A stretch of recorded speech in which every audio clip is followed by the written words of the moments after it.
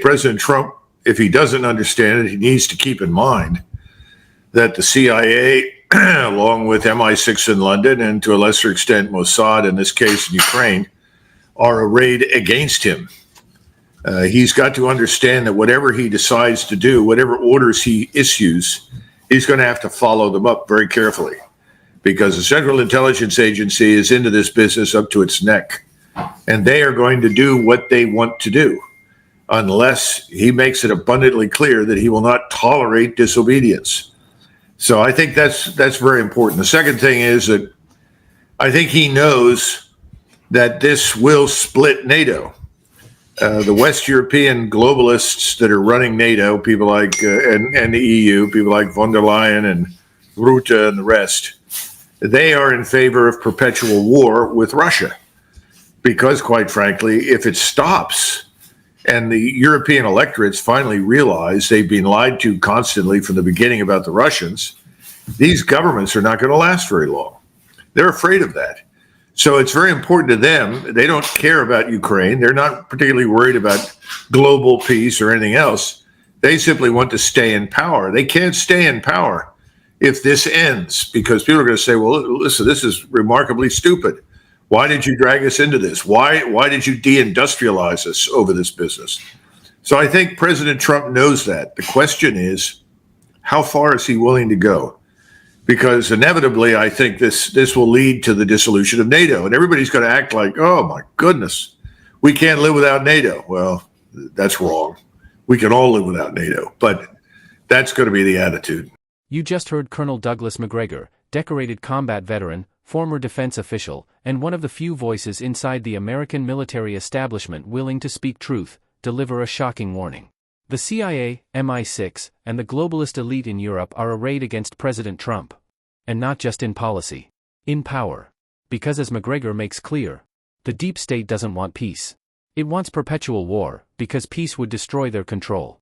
Let's unpack what he said, and why this moment could mark the beginning of NATO's collapse. Macgregor starts with a hard truth. President Trump may think he's in charge, but the CIA, MI6, and even elements of Mossad are working against him. That's not conspiracy. That's reality. The Central Intelligence Agency has been deeply involved in Ukraine from the beginning. Not just with intelligence. Not just with training. But with covert operations, regime influence, and proxy warfare. And now, if Trump tries to pull back, to negotiate, to end the war, they will resist. Because for them, the war is not about Ukraine. It's about maintaining dominance. And Macgregor warns, Trump must follow up every order with iron discipline, because the CIA will do what it wants unless he makes it clear he won't tolerate disobedience. That's not just advice. It's a survival guide. Because in Washington, institutions don't follow presidents. They follow their own agenda. And that agenda is not peace. Then Macgregor drops another bombshell. The war won't end because the West European globalists don't want it to. Who are they?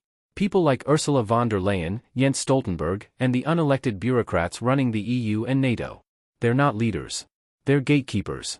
And they know one thing. If the war ends, their power ends. Because the European public will wake up. They'll realize. They were lied to about Russia. Their economies were destroyed. Energy prices were weaponized. Industry was deindustrialized. And all for a war they never wanted. And when that happens, these governments won't survive. So they keep the war going. Not for security. Not for peace. But for self-preservation. They don't care about Ukraine. They care about staying in power. And Macgregor says it plainly. They can't stay in power if this ends. That's the real reason NATO keeps pushing. That's why sanctions continue. That's why weapons keep flowing. Because the war is their lifeline. Macgregor then makes a bold prediction. This will inevitably lead to the dissolution of NATO. And he's not alone. More voices, in the US, in Europe, in the global south, are asking, why do we need NATO? It was created to stop the Soviet Union. The Soviet Union is gone. But NATO isn't. Instead, it's become an instrument of American empire, used to expand influence, enforce regime change, sanction rivals, and keep Europe dependent on US protection. But that's changing.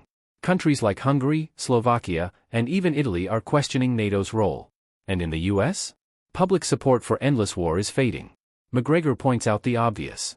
We can all live without NATO. But the elite will pretend otherwise. They'll scream, "We can't survive without it." Because they know that without NATO, their power structure collapses.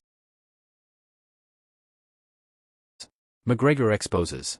The war in Ukraine is not just a regional conflict. It's a battle for the future of the West. On one side, the deep state, the military-industrial complex, the globalist elite, who profit from war. On the other, nationalist leaders like Trump, populist movements in Europe, and ordinary citizens who want peace, energy, and sovereignty. And the outcome? It could determine whether the West remains a US-led empire, or returns to independent nations making their own choices. Trump may be the only one with the power to break the cycle. But the question Macgregor asks is critical. How far is he willing to go? Because ending the war means taking on the CIA, MI6, NATO brass, EU bureaucrats, and the entire foreign policy establishment. And that's not just political. It's dangerous. Macgregor's analysis confirms what many of your viewers already suspect. NATO is not a defensive alliance. It's a tool of geopolitical control. And its days may be numbered. Because when people realize they've been lied to, when they see their children suffer from inflation, cold homes, and lost jobs, they will demand answers. And when they do, the globalists will have none. They'll blame Russia. They'll blame Trump. They'll blame anyone but themselves. But the truth will come out. And when it does, NATO will no longer be seen as a protector. It will be seen as the cause of the crisis. And like all empires built on lies, it will fall. In conclusion, Colonel Douglas Macgregor gives us a rare and unfiltered look at the real forces shaping the Ukraine war. Not patriotism. Not defense. But power, control, and survival of the elite. And he warns, if Trump wants to end this war, he must be willing to take on the deep state, or be destroyed by it. Stay tuned for more analysis right here on The Informed Perspective. Until next time, stay informed, and think critically. Glenn, when the Cold War ends, and we, the United States, end up as the unipole, we're the only great power on the planet. So we do not have to worry about realist logic. We do not have to worry about the balance of power. The United States is free to act according to the dictates of liberalism, which we do. And many people are arguing, including President Clinton, that realism is no longer relevant for understanding international politics. So, when we begin to expand eastward toward Ukraine, we believe that realpolitik is dead and that we are a benign liberal hegemon. I cannot tell you how many times I have heard important people in the foreign policy establishment say that Russia had nothing to fear from NATO expansion because we were a liberal and benign hegemon. Mike McFaul has told me that he told Putin this on a number of occasions, and I believe that Mike McFaul believed this. The problem is that from a Russian point of view, the world was being viewed through realist lenses.